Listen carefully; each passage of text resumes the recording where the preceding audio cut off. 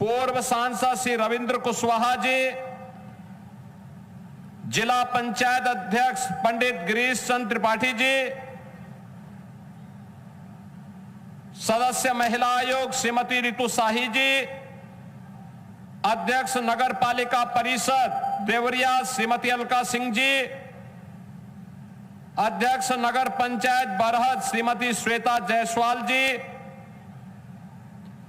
Bharatiya Janata party के क्षेत्रीय अध्यक्ष श्री सहजानंद राय जी,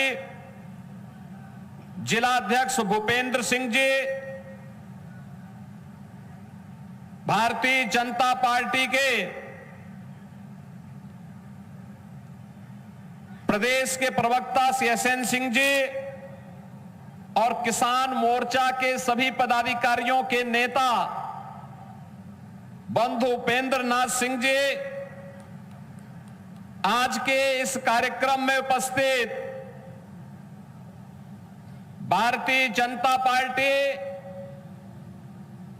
और हमारे सभी सामाजिक और व्यापारिक संगठनों के पदाधिकारीगण, देवरिया जनपद और खास तौर पर देवरिया नगर, पथरदेवा और रामपुर कारखाना से जुड़े हुए मेरे सभी उपस्थित बहनों और भाइयों,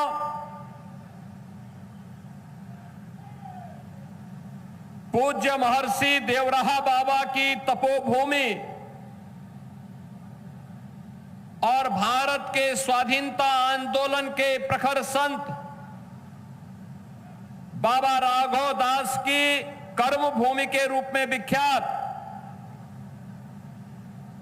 इस देवरिया की पावन धरा को नमन करते हुए इस भीषण गर्मी में तमाम बंदिशों को पार करते हुए इस प्रातःकालीन सभा में आप सबकी उपस्थिति के लिए मैं आप सभी का हृदय से अभिनंदन करता हूं, आप सभी का स्वागत करता हूं। काफी दिनों के बाद आज मुझे देवरिया आने का अवसर प्राप्त हो रहा है और इस अवसर पर 655 करोड़ रुपए की परियोजनाओं की सौगात आज देवरिया जनपद को और खासतौर पर इन 3 विधानसभाओं को मिलकर के आज यहां प्राप्त हो रहा है। इसकी भी मैं आप सभी देवरिया वासियों को हृदय से बधाई देता हूं, अपनी शुभकामनाएं देता हूं। हम सब इस बात को जानते हैं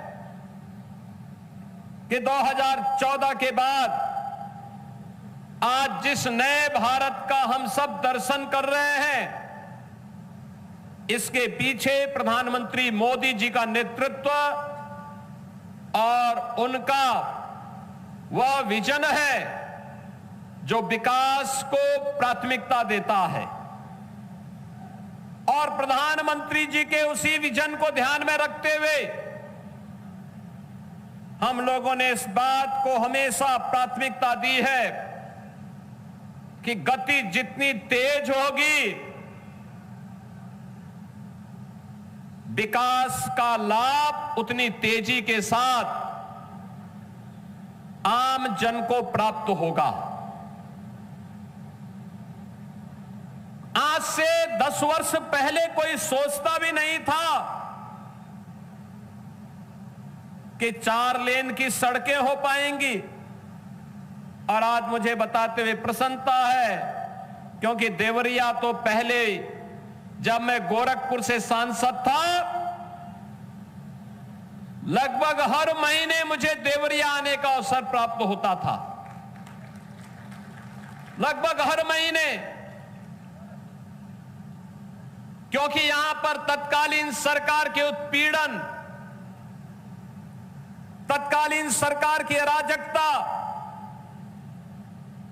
समाजवादी पार्टी सरकार के द्वारा तुष्टीकरण की नीति पर चल करके जो उस समय व्यवस्था पैदा की गई थी, उसके खिलाफ आंदोलन करने के लिए कभी भारतीय जनता पार्टी, कभी हिंदू याबानी, कभी व्यापारिक संगठनों के नेतृत्व में उन कार्यक्रमों का हिस्सा बनने के लिए आना पड़ता था। और तब मैं देखता था कि गोरखपुर से देवरिया की सड़क 2 लेन बमुश्किल थी और उसमें भी कहीं कहां पर वो सिंगल लेन ही थी। हमें चौरी चौरा में वहां पर जाम में फंसना होता था क्योंकि वहां रेलवे क्रॉसिंग था। आज मुझे बताते हुए प्रसन्नता है, गोरखपुर से देवरिया की दूरी अब 4 लेन के कारण और कम हो गई है और आप आसानी से इस दूरी को तय कर सकते हैं। देवरिया से फिर ये मार्ग आगे जाकर के बलिया तक जा रहा है। विकास अब रुकने वाला नहीं है। जब मैं पिछली बार आया था तब यहां पर शाही जी ने, सलामणि जी ने, यहां के हमारे सभी माननीय विधायकों ने कहा था कि हमारी सड़कों को 4 लेन या 2 लेन की होनी चाहिए।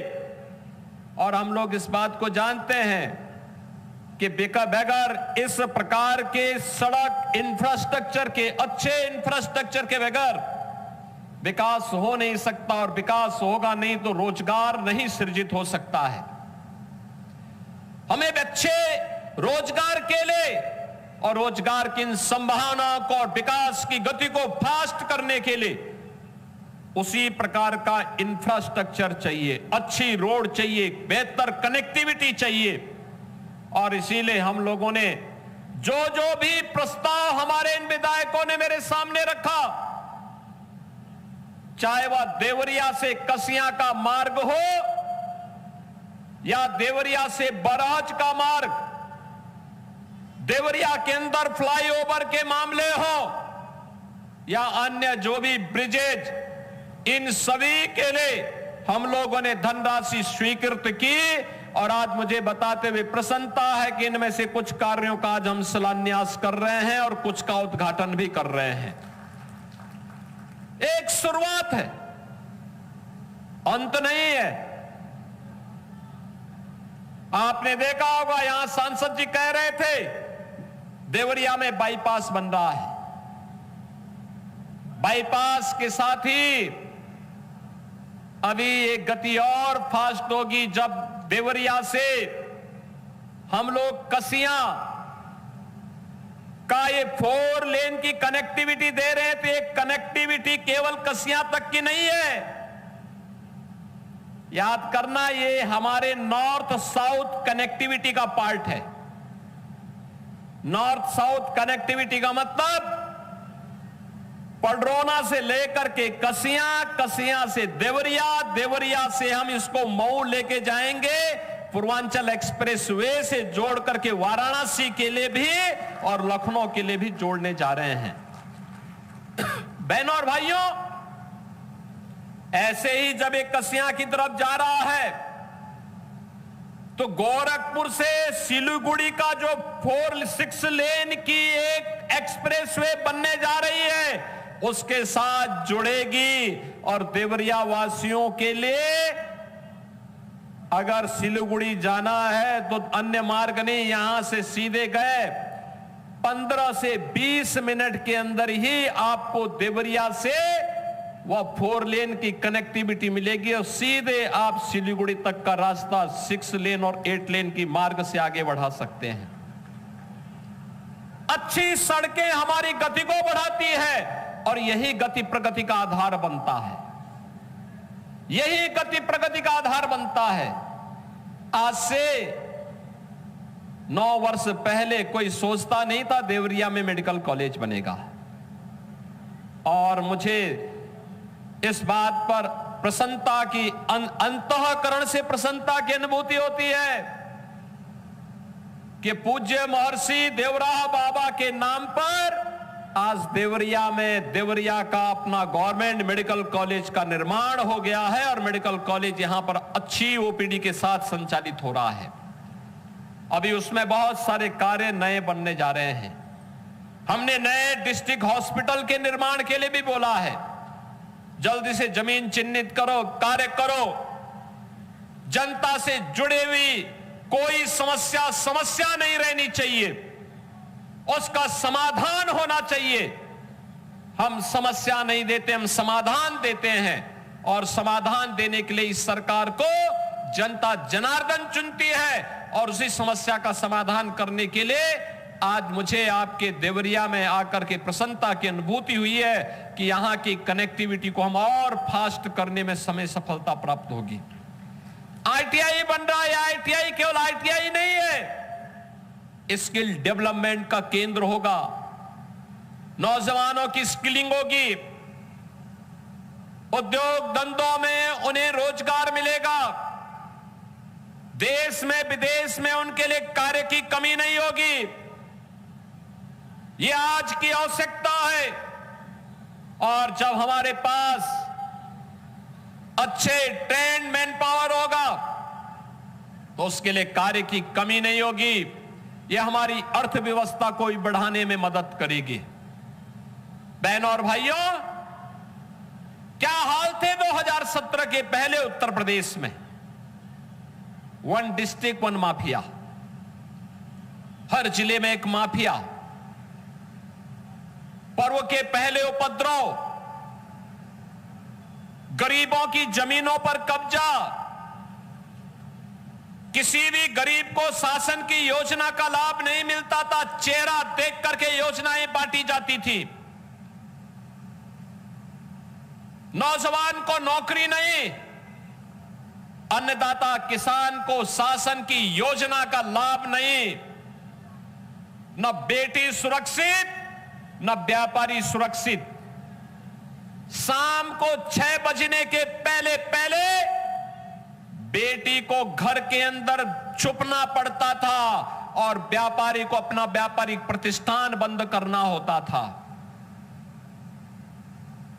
उस अराजकतापूर्ण माहौल से उत्तर प्रदेश को निकालना आज वन डिस्ट्रिक्ट वन माफिया नहीं, one district one medical college है, और वन डिस्ट्रिक्ट वन प्रोडक्ट आज उत्तर प्रदेश के अंदर देखने को आपको मिलेगा। यह है नए यूपी की पहचान। आज कोई बेटी की सुरक्षा में सेंध नहीं लगा सकता, कोई व्यापारी से जबरन गुंडा टैक्स नहीं ले सकता, आज कोई नहीं कह सकता है कि 6 बजे के पहले ही घर के अंदर बेटी दुबक जाए और व्यापारी प्रतिष्ठान बंद कर ले। आप तो उत्तर प्रदेश की बेटियां और उत्तर प्रदेश की बहनें नाइट शिफ्ट में भी उद्योगों में कार्य कर रही हैं, और जब मर्जी तब अपने घर आ रही है। अगर कोई सौदा और कोई गुंडा छेड़ने का दुस्साहस करता है तो अगले चौराहे पर यमराज महाराज उसका टिकट काटने के लिए बैठे रहते हैं।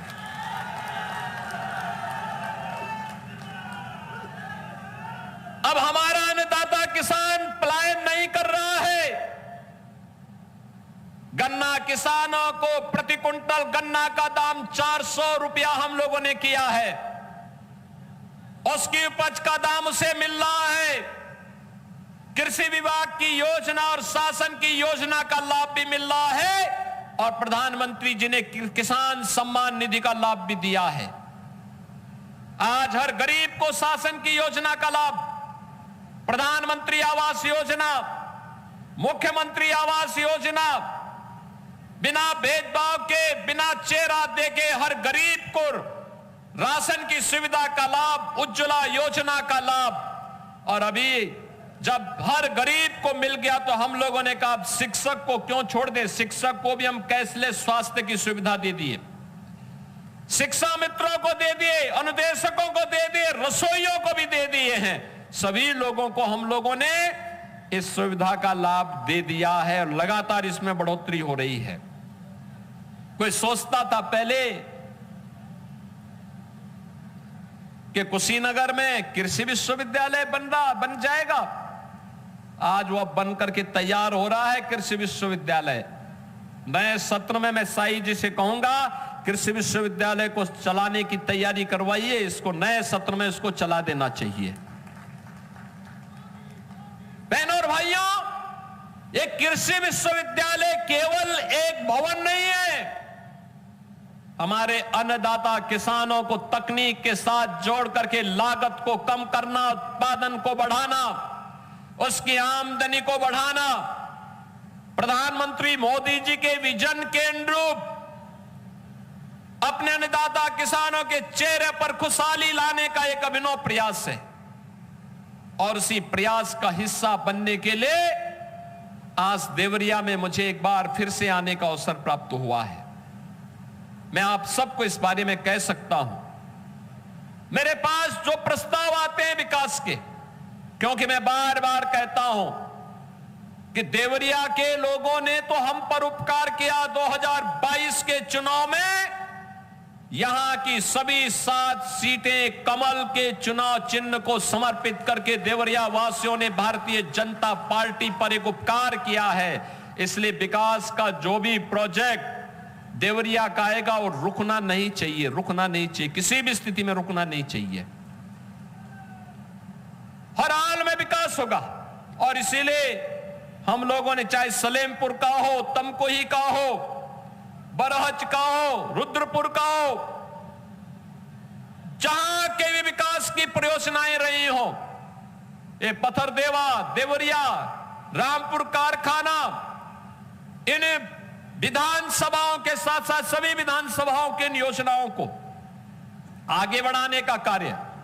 बरहज का मार्ग बहुत खराब था, हमने तत्काल पीडब्ल्यूडी के अधिकारियों से कहा भी आप जाइए वहां, तत्काल वहां पर उस मार्ग के निर्माण के कार्यक्रम को आगे बढ़ाइए। समाजवादी पार्टी के समय मोहन सिंह सेतु के निर्माण के लिए धनराशि थोड़ी सी दी गई, टोकन मनी। आप मुझे बताओ, जिस पुल के बनाने में 100 करोड़ से ज्यादा पैसा खर्च होना है, उसके लिए 1 लाख रुपया देते थे। अधूरा कार्य। हमने कहा पीडब्ल्यूडी ब्रिज कॉर्पोरेशन को हर हाल में उस सेतु का निर्माण समय से पूरा करने की तैयारी करो। पैसा जो लगता है वर्तमान सरकार पैसा देगी। जनता की सुविधा के लिए कार्य होने चाहिए, अनावश्यक रूप से जनता को समस्या नहीं आनी चाहिए।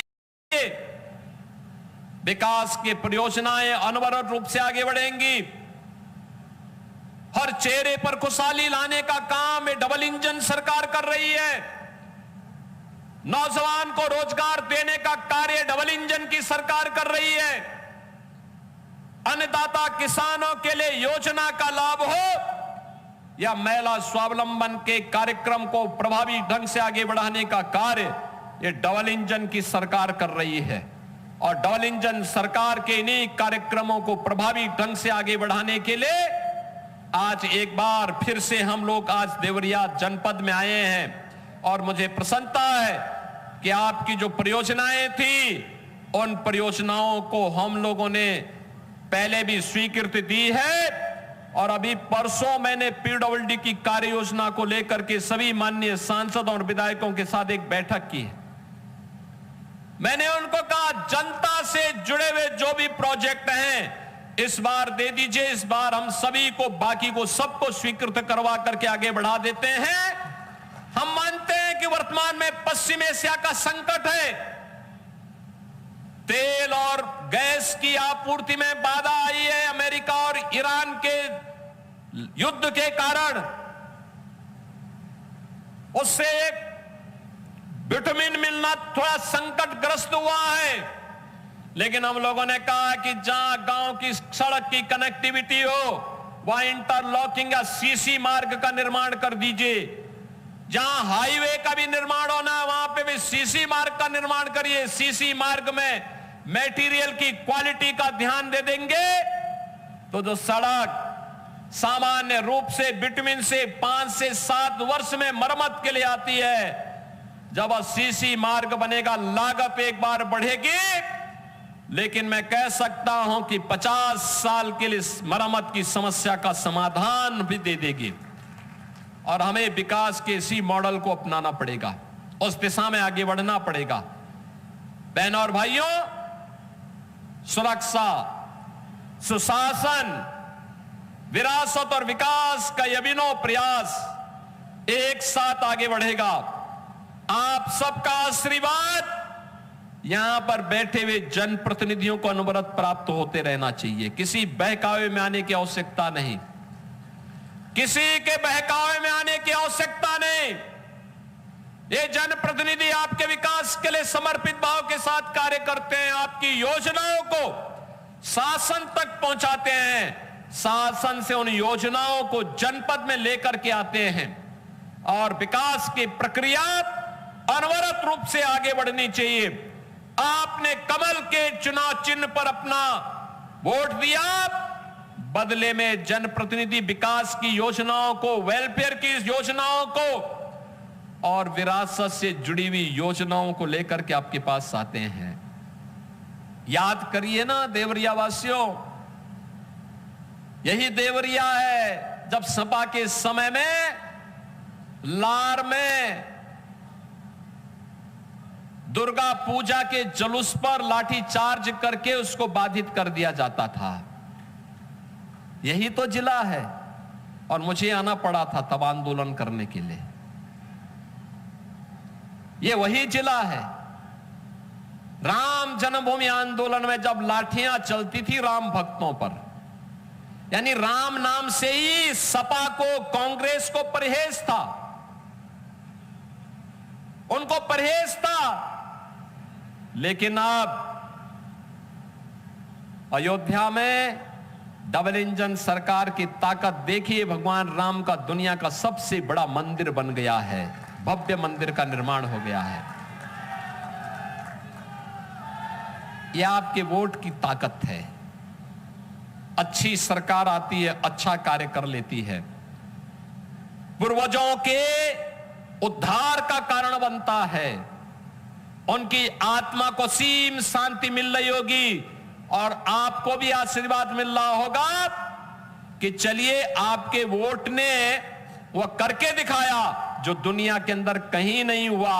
वह अयोध्या में, काशी में, मथुरा वृंदावन में, नेमी सारण्य में, मां विंध्यवासिनी धाम में, प्रयागराज में, कुशीनगर में, सभी जगह देखने को मिल रहा है। और अयोध्या में राम मंदिर को देख करके तो कोई ऐसा हिंदू देश और दुनिया के अंदर नहीं होगा जो अभिभूत ना होता हो। बहनों और भाइयों, ये विरासत और विकास का यह अद्भुत संगम आज यूपी की पहचान बन चुका है। और इसीलिए जहां कहीं हम लोग जाते हैं, उत्तर, दक्षिण, पूरब, पश्चिम, अरुणाचल में जाएंगे या महाराष्ट्र के सुदूर किसी कोने में, जम्मू कश्मीर हिमाचल में हो या सुदूर तमिलनाडु और केरल में, जहां कहीं भी जाते हैं हम लोगों को देख करके जिस व्यक्ति को हिंदी नहीं आती वह भी हम लोगों को देख करके बोल पड़ता है कि योगी जी जय श्री राम। अब सोचो ना, जो बेचारा हिंदी नहीं जानता वह भी हम लोगों को देख करके जब अभिवादन करता है तो यही कहता है कि योगी जी जय श्री राम। कहीं आप चले जाइए, ये हमारी पहचान बन चुकी है। आज राम से, कृष्ण से, बाबा विश्वनाथ से हमारी पहचान बन गई है।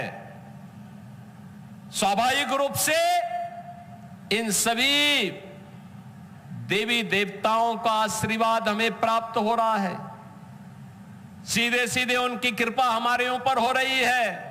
हर उत्तर प्रदेश वासी की एक नई पहचान है। और सपा के समय यही पहचान क्या होती थी? गुंडे के रूप में होती थी, माफिया के रूप में होती थी।